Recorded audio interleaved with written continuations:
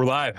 Gentlemen, back by popular demand. Thank you for doing the spotlight a few months ago. Yeah, Welcome back to the studio. thank you. It's a pleasure to be here. So we touched a little bit on in the last video round, obviously your guys' past and long time being Bitcoiners. We really wanted to explore the incredible use case that you guys are actually looking to build out. I think it's kind of a space that's not quite fully explored in the ecosystem. Certainly a lot of demand and potential solutions that you guys are building for the future. And lastly, just really just open it up to talk about the many things that we discuss at lunch around PB is often around the philosophical and futuristic endeavors that you guys are not only expecting but building your company around. So we'll start there. What is Vora, if you don't mind? What started you guys or enticed you to build this product, and what do you see in the future that you're saying, hey, this is actually a gap that we not only are going to expect but also want to build a product to solve for? Yeah, I mean, the way it really started was just Eric and I kind of looking around at the self custody landscape and realizing that there's big flaws in like all of these solutions. And I don't really feel comfortable like putting all of my Bitcoin in any one self custody solution because they all have these severe trade offs. And there's risks that none of them defend against. And like just talking to other Bitcoiners, asking them about like, how do you feel about your self custody setup? Like almost everybody that we talk to is worried about some aspect of it. Hmm. And so it seemed like a really big problem. And then the other thing that kind of stood out as a little bit strange is that all the self custody hardware is like these sort of cheap plastic gadgets, and people are putting hundreds of thousands of dollars worth of Bitcoin or millions of dollars worth of Bitcoin on these really cheap, inexpensive devices, which limits what the hardware wallet manufacturers are able to do because the price point is so low. So that was the other motivation, is to really explore the space of like, what if the hardware doesn't have to be cheap? Like, what if we just focused on security and privacy, um, in the most uncompromising way that we can dream up without having to without cost being the major limiting factor. The age old version of, hey, a product I would personally buy and it doesn't exist is a great motivation to say, hey, I'm going to go build this because I want it and I don't see it in the space. Tell me about how you guys kind of came up with this idea, because I know you guys were friends many years ago, but you're off having your own careers doing whatever it is. What kind of ultimately brought you back together and coalesced around this idea around adding security or creating this product that you guys wish existed in the world? Yeah, well, we always wanted to work together because we had great chemistry early on from meeting and talking about philosophy and a lot of the same ideals. And so at the beginning of the year, I invited Jesse to come with me on vacation to El Salvador, where there was also a Bitcoin conference. And so I normally like to rent out a big place and invite a bunch of Bitcoiners over just to like hang out and party and have great conversation. And in the conversation, one of the things that came up was like, is the ability to actually do self custody and truly own your own Bitcoin, is that something that we can actually do today? Or is this all kind of a giant LARP? Because as we looked at all the products, we saw that they were these, cheap plastic devices. They can't run a full node. And also that people could really be subject either to a wrench attack or in a more extreme situation, a 6102 attack. So we're like, could this actually be built? And this is sort of on the back end of a larger conversation based off of my book around crypto sovereignty of like, can we truly achieve sovereignty through cryptography, or is this all a giant LARP? And one of the major conclusions we came to is that like it is possible, but nobody's really built this product. And one of the things in order to do this product is we really need to go a layer down in the security onto the hardware itself and make sure that we're running verifiable, open source, transparent hardware that doesn't have any opaque code running in the background. So from there, we just kind of started iterating and looking at all of the different products on the market and found that there is this real gap that a lot of people want. And so when you say verifiable hardware, what does that exactly mean, right? Because a lot of the current sort of self custody products are products, right? You're buying them off the shelf; they come through the mail. Potentially, you can buy them, in person at a Bitcoin conference, for example. What is it exactly that you guys are building that's different? I think you kind of touched on it, Eric, a little bit, where it has a node included in it, which can be useful for many things. But I guess what else is the difference that you guys are creating? We talked about the price point. It's obviously going to be, much more robust than that. But how are you, unpacking that process to create Vora? Yeah, so, there's a bunch of unsolved problems that we're solving, like having integrated node, monitoring service with wrench attacks, but the verifiable piece is all about supply chain attacks. And that's really the foundation of these systems. Like it doesn't matter how good your cryptography is or your key arrangement or any of those things, if the hardware you're using to generate the keys is compromised, then the whole system is compromised. And this can happen as early as when the chip is manufactured. If there's a backdoor that's inserted into the chip, where, for example, it could be generating keys according to a pattern that's already known to an attacker, and they can move all of your Bitcoin whenever they want, if that's the case. Or a hardware supply chain attack can occur anywhere along the line from when the chips are manufactured to when it actually gets into customer hands. So you could have in a warehouse a bunch of hardware gets swapped out for an attacker's hardware. And also even at the microcode layer, even if the hardware itself isn't compromised, if the very low level code that runs on top of the hardware, which is typically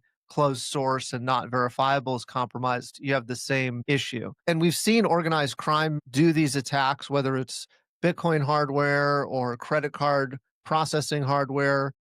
And a lot of Bitcoin security experts that I know either insist on multi-vendor multi-sig to try to reduce some of that risk by spreading it out amongst multiple hardware vendors, or in the more extreme case, they insist on commodity hardware Hmm. where they want to just be able to walk into an electronics store, pick a random computer off the shelf, and reduce supply chain attack risk because the attacker has a really hard time predicting that they're going to use that specific laptop to generate their keys. But neither of those mitigations really work for like the average person who doesn't have the time or the expertise to take commodity hardware and build a key management system with it, or people don't want to have to deal with multiple vendors. Like they just want to buy one product, you plug it in, and it just works. And so we've had to really innovate to figure out how to deliver that. And our inspiration has been this security researcher who goes by the name Bunny, who's this brilliant engineer who's been focused on this issue of how do we actually know our hardware is legit.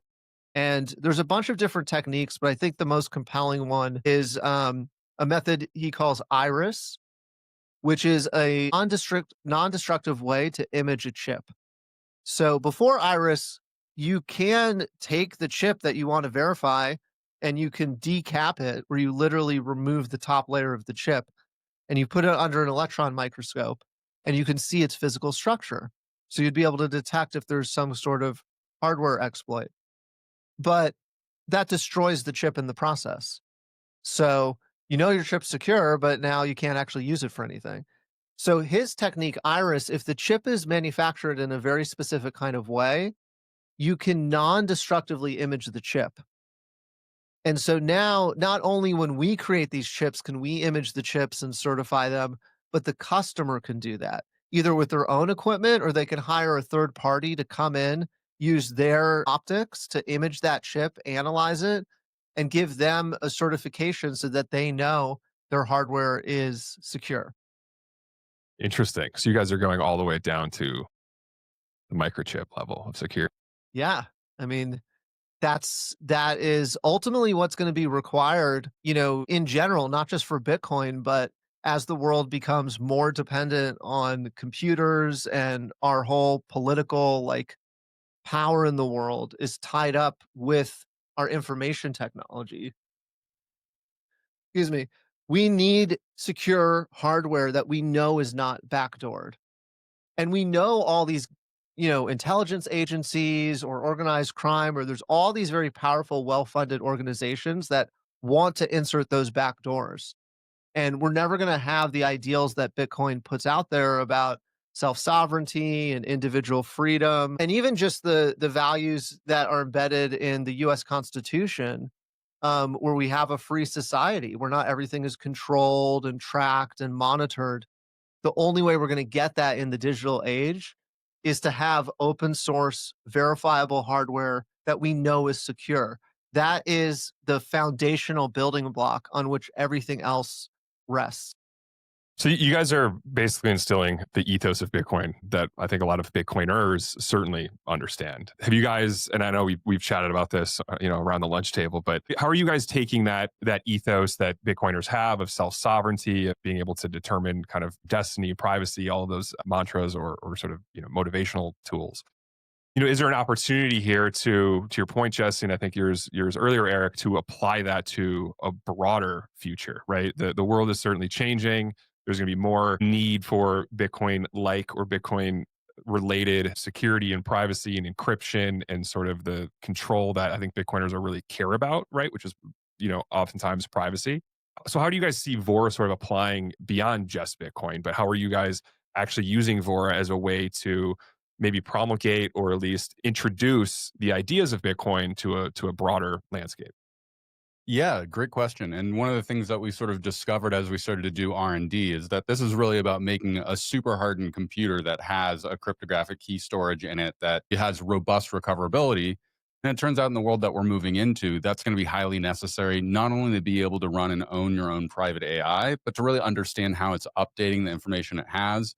And also, like, I think an optimum spot is going to be super cool to have in my home, but also, like, I don't want it to just have a push to update and suddenly it's like trying to stab my cats because, like, it thinks that that's part of the dinner it needs to make. And, like, it's a really dangerous predication. And furthermore, the world that we're going into, AI agents are going to become much more sophisticated in the way that they can chain together various attacks. So your standard computer really isn't going to get the job done if you want to actually have robust security. And then the final component of that is also being able to recover your data in a robust way where it's all backed up and encrypted. And there really aren't great methodologies like that right now, but that marries up immediately with Bitcoin key recovery. And so part of the thesis that we sort of realized is like, oh, if it's good enough to store your Bitcoin, it's going to be good enough to store your family photos. It's going to be good enough to run your private AI. It's going to be good enough to actually act as your fiduciary towards other AIs, because it's really important to understand, as great as Grok or OpenAI is, their first priority is for Grok or for OpenAI. And the question is that something that you really want to be handling all of your most sensitive personal data? Because it's very clear from the advancement from '04 to ChatGPT 5 that there were some changes in there that were part of guardrail programs that, yes, that's absolutely protecting OpenAI. But the question is that actually protecting you and your interests at hand? I wanted to actually just back up and then come back to the fiduciary point. I mean, I imagine other, large scale commercial businesses, computer manufacturers, it's dealing with the government, right? CIA, for example, or right, pick your 3-letter agency. I imagine they go through the process to vet their chips that they're using in their, let's say, spies software or whatever Intel sort of use case they have. So what you're kind of taking is a process that sort of exists today and allowing sort of a consumer-like or a retail-oriented product to sort of have that security level at the sort of individual level. So I guess that's kind of an open question, right? Like these are processes that governments and security type folks go through where they care about their type of chip manufacturing. Is that a true statement? Absolutely. And really that's kind of at the heart of the Bitcoin ethos around self-sovereignty, which is that, to use in this digital age, to use technology in a way that preserves your political freedom needs to be verifiable. It needs to be open source. It needs to be encrypted. It needs to protect your privacy. Now, these things, of course, are also important to other political actors like nation states and intelligence agencies. But what Bitcoin is showing us is like the same thing that we're doing with money, where we can't just trust a centralized institution to run the money system.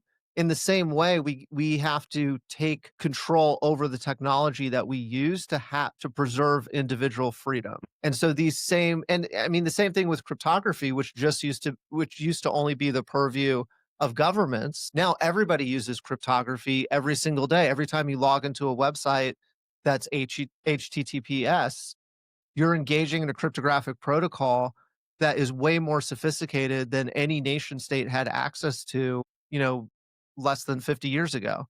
but it's necessary in this digital age that the individual, not just the large institutions, have access to that kind of technology. It's you're kind of pulling forward that capability and putting it into, the hands of everyday people. Very cool. And Eric, back to your point around the fiduciary element around AI and sort of data storage. I mean, that feels like, wow, what a major trend that's happening, right? You're sort of pumping your data into whether it's a prompt or you're sending your Google email across, and these algorithms, these AIs, these, learning models are kind of being trained across your data. How do you see Vora fitting into what that potential future might look like, where instead of sort of feeding these systems, you are, I think you used the word fiduciary earlier, you kind of are creating your own AI that's based on your data and certifiably down to the chip level, your own personal AI, your own personal fiduciary that has sort of the command and control of what's doing what's best for you as an individual versus, okay, I'm feeding this broader system and I'm using now a product. Do you see the world changing in that regard where people start to care about this stuff? I think there's been a historic sort of, arc where people don't really care about privacy, right? How many times you see cookies pop up and you just smash the button? How many times you click yes to terms of service, right? You don't even really read the thing. Do you think that there's a changing of perspective in the sense that Bitcoin ethos is starting to permeate deeper into the world, where now people that are starting to get into AI and starting to get into these other technologies, that big Bitcoin ethos will start to bleed beyond just Bitcoin? And to your point, Jesse, where encryption was this very high, powerful thing that only the intel agencies cared about, where now, WhatsApp being an encrypted messaging app, whether it's, Signal or whatever, that becomes kind of an everyday thing that people start to care about. So I guess kind of broad question there, and really kind of take it wherever you guys want to go. But that really seems like a powerful thing that you guys are touching on around what does AI look like, and can you actually use AI while controlling your own data? Yeah, and I think as we've seen with the development over our last decade involved in Bitcoin, that Bitcoin seems to be really at the top of the funnel for cultural development. And that's really part of a larger cypherpunk ethos where people are really starting to understand not only how powerful these tools are for yourself and self empowerment, but when that power is taken away from you and manipulated, it becomes a very authoritarian tool that can be really manipulating you in ways that you can't tell. And this is really where we started to see the relationship between people having self custody over their Bitcoin. And it's not just because it's a fun idea, but because there can become a point in time that you can actually have your banking rails cut off for reasons that aren't legal or otherwise. So what happens when that happens with AI? That you're working on some incredible project, you're making advancements, maybe you've even made discoveries and breakthroughs that suddenly it's turned off. You don't have access to that data anymore. And let's say you've made some monumental breakthrough in physics or a new form of cryptography or anything. The real question becomes, do you actually own that data and can you utilize that for yourself? And this is really where we see the Bitcoin and AI ethos starting to marry up, is that it's about being able to actually custody your information directly, have total ownership and purview over it, and then be able to deploy that out in the world. And the fiduciary point really is like, if I'm interacting with my personal AI that has all of my information, what sort of medical advice can it give to me that I don't necessarily want out in the world? Or if I'm trying to solicit legal advice, how can it talk to another AI and not necessarily dox all the information that I need that legal advice around? And we've been very surprised at how much people have really recognized that there's this need.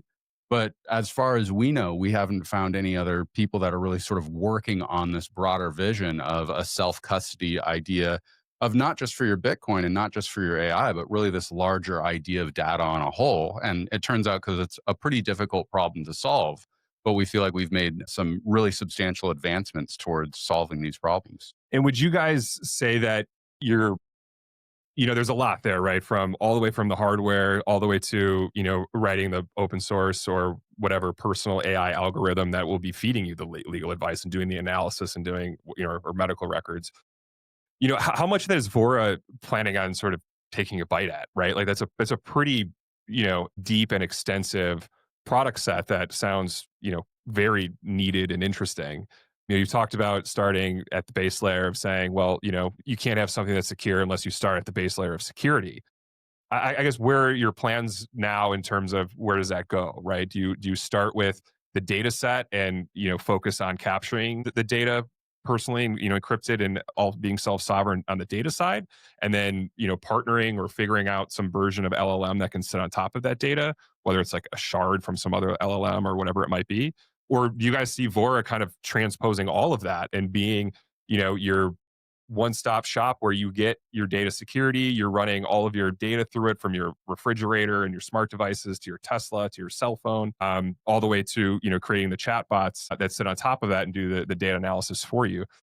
Really big sort of opportunity here, and I think that's why it's so exciting talking with you guys and seeing your vision for the future and bringing that Bitcoin ethos to this entire landscape that is so paramount in not only Silicon Valley but the world, right? I guess, how are you approaching that, right? And this is probably a pretty broad topic, but like I said, really just excited generally about having these kinds of conversations, and really love interfacing with you guys, especially at lunch and around Presidio Bitcoin, having these type of conversations. But what does that mean for Vora, right? That's such a tantamount thing to try and grasp.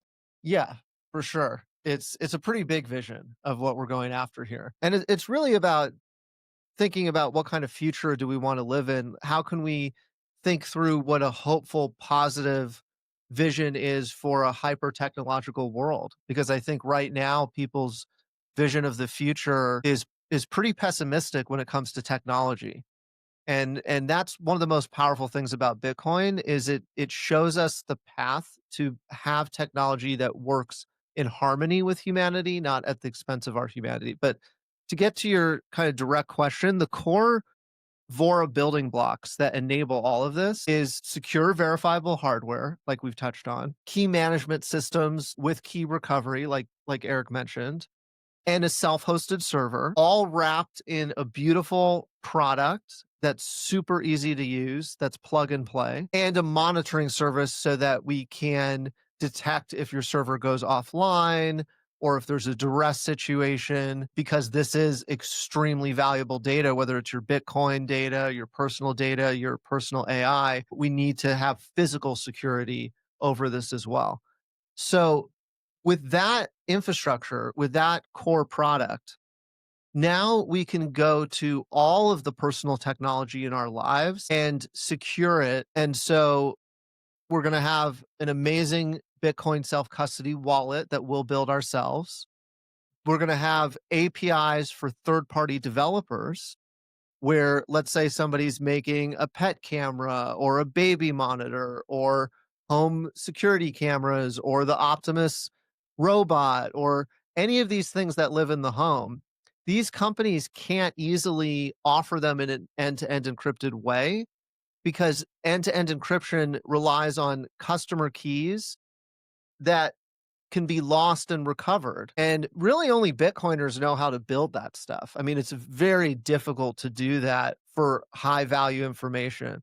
So it's beyond the scope of what these other companies can offer. And we're going to make it really easy for any third party to integrate into the Vora Vault, where you register that pet camera or robot or whatever it is with the vault. It issues encryption keys to that product.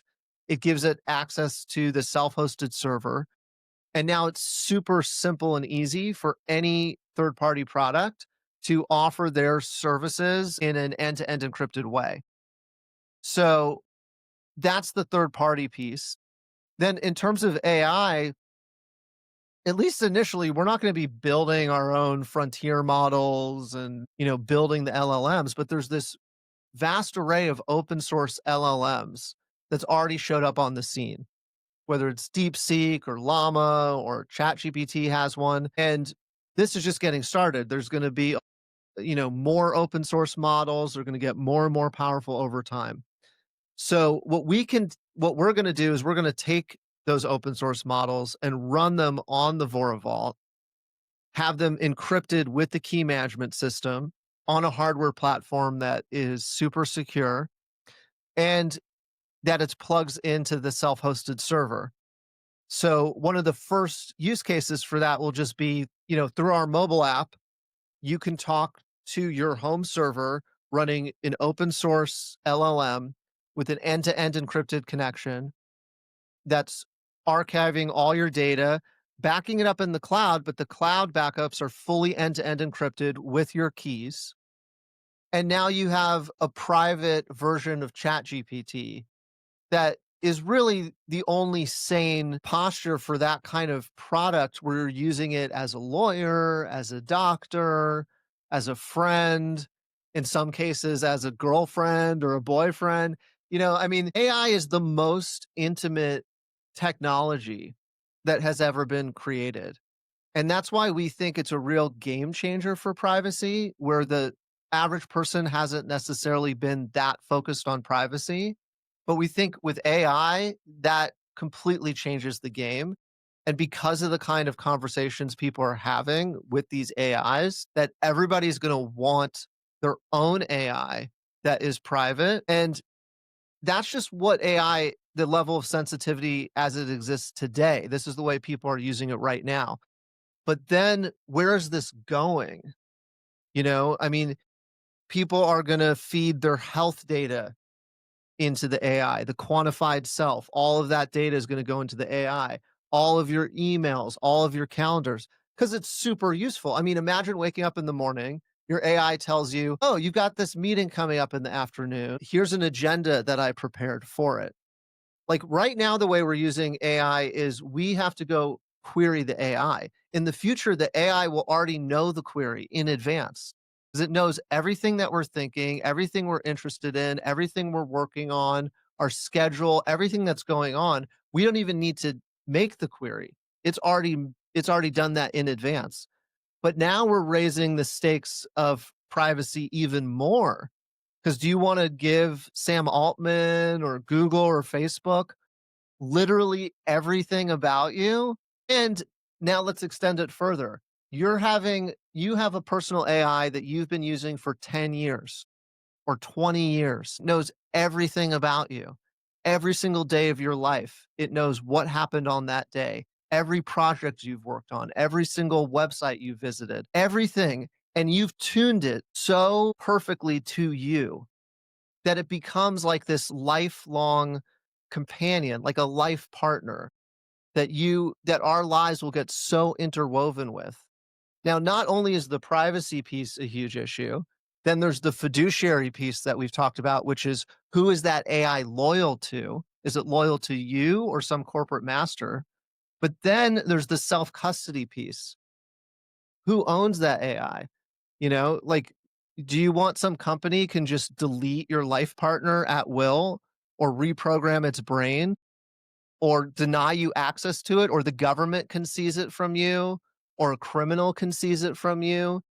Like, these things are going to become so important to our lives that the idea of giving up that control to a third party is going to feel completely unacceptable. And Bitcoin self custody is the only arena, the only set of technologies and systems and protocols and engineers that has really been thinking deeply about how do you secure super high value data, information in a way where it can't be stolen from you, where you're self sovereign, where you have custody over it, where you can secure it throughout your entire life. And that's the exact same mindset and technologies and systems that we need for this AI data, because it's going to be just as important to each of our lives that we do not lose it under any circumstances as we feel about our Bitcoin. Powerful stuff. Do you think there needs to be an event that makes people start to care about this stuff? We've been sort of in this phase of big tech for the last maybe 2 decades or so, where kind of how we talked about before, it's easier to just give the data away and get your product back, right? That's why a lot of things are free. It's because you are the product. And I think that works in a lot of sense because people don't really care about their data. They're like, whatever, my Instagram feed, my Twitter feed, my whatever, here's my login, right? Everyone's getting spam calls, like we're all doxxed, everyone has our cell phone numbers, right? All of that data just basically exists. I think it's safe for, like, we pretty much both know that all of our data is in some hack somewhere and it's just out there. Do you think that there needs to be a momentous event to kind of wake up the world in some senses of the phrase to have this realization? Or do you think that this is just a natural evolution, that this is just going to become the future and you guys are just, per usual, a couple steps ahead of kind of society at whole? But, I think Bitcoin sort of led in many regards to that, right? And has for, the sort of years that it's been around. Like, where do you see kind of that next transition where that Bitcoin ethos does permeate the rest of society? It does permeate, privacy and data and encryption and security, that people start to really care about it? Do you think we need some momentous issue to happen, or do you think naturally people are going to start to say, wow, this chat GPT thing is getting a little creepy, or wow, maybe too much of my data is out there, let me start looking for solutions? It's kind of a, do you think people are going to find you out of necessity, or do you think this product's going to be so good and people are just going to naturally come to it as the world kind of advances? Well, I think it's a bit of both, actually. And this is one of the reasons why our first target audience is Bitcoiners that are storing a substantial amount of Bitcoin, because they're all already keenly aware of the issue. And so Mhm. there hasn't even been an investor that we've talked to yet that when we've presented this idea, that they have been like, this is an awesome idea. Like, I want to be your first customer and have the first one of these. And it's really because they have a higher value in how they look at their own data. Whereas I think a lot of normal people, they're like, well, if I give this information in exchange for them having some of my data, it's not so good.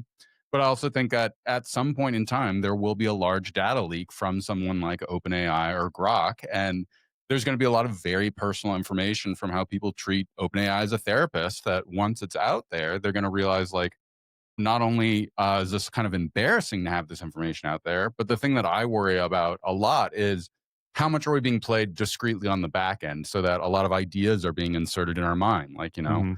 a lot of sort of discrete advertisement gets plugged in.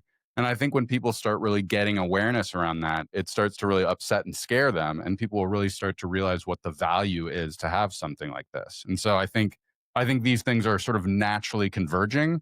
And it's also why we've seen Bitcoin become so successful. It's not like, 10 years ago when we talked to people about like inflation coming and you're going to have your bank account cut off in the UK if you say something like the prime minister is a wanker. And like, we live in this reality now. And like, what I see happening in the UK is truly terrifying. And it doesn't seem far fetched for me that within a year or two that people will have their personal computers seized and your private journal notes will be gone over, and it'll be like, oh, so you do think that the prime minister is a wanker, and like now you're looking at 1 to 5 in prison because you didn't say that he's a really nice guy. And do you forecast or potentially forecast like the legal side of all of this, right? I think it's like giving up your data and subscribing to terms of service, like that's sort of table stakes, right? It's my data, where you run it through is where it gets stored. But you eventually think that, in this is pontification on where the world may potentially head. You hear about pre-crime and Palantir, and there's a lot of data mining that's happening at the sovereign level, right, at the nation state level, because right, they have this fear and safety thing. Well, if we take all your data, we can do pre-crime, and that's going to be helpful for society because we're going to find criminals before they take action. Right, it's sort of the Minority Report movie sort of coming to terms. And it doesn't sound too crazy because there are reports around some countries trying to do sort of a pre-crime type model. So, broader question is, do you foresee any legal ramifications around people wanting to be self-sovereign? We see it in the Bitcoin space, the Save Our Wallets movement. People wanting to control their own data, and that's being flagged as an MSB or needing an MTL. I guess, do you see any sort of legal ramifications around what this means to actually be self-sovereign, to actually control your data and privacy? Is that going to run into anything from the state that they might legislate that you can or cannot do this? I don't know that necessarily falls into Vora's camp specifically in terms of a product you guys are creating, but really sort of a future-looking potential that potentially could be sort of some headwinds for Vora and people wanting to be self-sovereign at the data level around, are the laws going to change? Is this going to be free speech to want to control your own data? Or is it going to be, no, you need to share your data with Palantir or whoever it might be because it's a national security or safety issue? So really broad question there too around, what is the legal side of owning your own data? Are there protections that exist in place? Or is this going to be something that, just like we have in Bitcoin for various things, we're going to need general society to say and start asking for and demanding for privacy enabling technology such as Vora? Yeah, this is going to be a huge issue. In general, there's always this tension between freedom and security. And that's inherent to a free society. I mean, if you can make all these same arguments that are made against encryption or AI safety arguments, you could make about a library. Like, imagine the danger of a library. Somebody can go in there and learn how to build a bomb, or how to create a criminal organization, or education, right? Like, somebody's going to make themselves more intelligent They're going to get more knowledge and they could use that for evil, or, the computer. Should people be allowed to have computers? They can write documents and do research and run a spreadsheet, and imagine all the bad things they could do with that. So there's always some, you know, trade-off that we're going to make of saying, well, if you have fundamental liberty in our society, the individual has a right to their own private thoughts, to be able to think, to be able to learn. So everything going on here with AI and cryptography and privacy is just an extension of everything that already exists in the world, just on steroids. It's like we're just have more powerful minds now that we have personal AIs. And so there are inevitably going to be people who want to shut it down. I mean, there already are. There's people, there's politicians trying to get legislation to restrict or ban open source AI or regulate it or make it, something that is fully controlled by the state. And I think the important thing here is to really ground what's happening here, that not only is it something very new, but it's also something very old, that we have founding principles in the United States or in the West or in any part of the world that has these deep ancient principles around freedom, around human rights, individual rights. And what we're doing, like ultimately the cypherpunk vision is the translation of these ancient values into the modern world. That as we move into this digital age and cyberspace and AI computers, we have to take these old principles and make them, update them so that they work with the way the world works today. And there's also a lot of legal protection we have for what we're doing. Let's say, for example, under the US Constitution. You could make the case that the first 5 amendments of the Constitution protect cryptography. So, First Amendment, code is speech, cryptography is code. I have the right to transmit it. Developers have a right to publish it to GitHub. I have a right to download it. First Amendment. Second Amendment, cryptography is classified as a munition, right? We have the right to bear arms. We have a right to our own cryptography under the Second Amendment. Third Amendment, we can't be required to house soldiers in our home. Well, that's essentially what a government mandated backdoor is. We need to put a government agent in your home, right? That's what the Third Amendment is banning. In my home, that's my sacred space. That's my dwelling. That's my private space. And the state doesn't get to come in there and watch everything that's going on. Fourth Amendment, of course, right to privacy, search and seizure, you need a warrant. And Fifth Amendment, just fundamental due process. So when we think of these technologies as like this new, scary, unprecedented thing, then it feels like something we need to shut down, we need to regulate. But when we see the connection to actually the political values that are already embedded in our society extend to these technologies, that's where we can make our legal and political case that this is fundamental to preserving a free society and our way of life. Incredible. Guys, I don't know if there's anything else you guys want to touch on? Nothing in particular. I'd just add on the final note that one of the reasons that we're an American company is because of the values that Jesse just went over. We believe that while there will be a fight over these technologies, that this is something that can really only be done inside of the American legal framework. And with what we're seeing in the UK right now is an excellent example. Like I do think that because of how scary these technologies are, particularly to people that don't understand them, there's a very real danger that people will try to tell us that these are dangerous technologies that you can't control. And if it's out in the world, that terrorists and bad actors are going to use it to harm society on a whole. And that's really just really fear mongering in a particular way to make people give up their God-given rights and freedoms. And we believe that if we are to continue to have a free and open society, that this is what we are going to need to build. And so anybody who is listening or watching this, like, please reach out, tell us if you'd want to participate in any way, even if it's just letting us know that you think it's an incredible product and that you'd like to support us in any way, because we truly feel that the only way that we'll build this is by welcoming and including people from all walks of life who have similar ideals and visions and want to see a product in the world that can support their freedom, their agency, and their ability to be able to use these powerful tools without somebody else being the master of it. Incredible, guys. Yeah, to anyone that's scared of the future, just know we have two fantastic folks, Jesse and Erik, building something like Vora that makes me certainly more optimistic for the future as well. So thank you both for being here. Anywhere you want to send anyone to get in touch or check out your website or anything?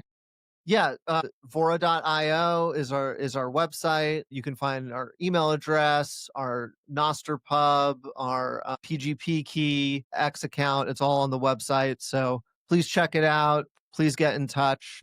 And yeah, thank you so much, Alex. It's been awesome.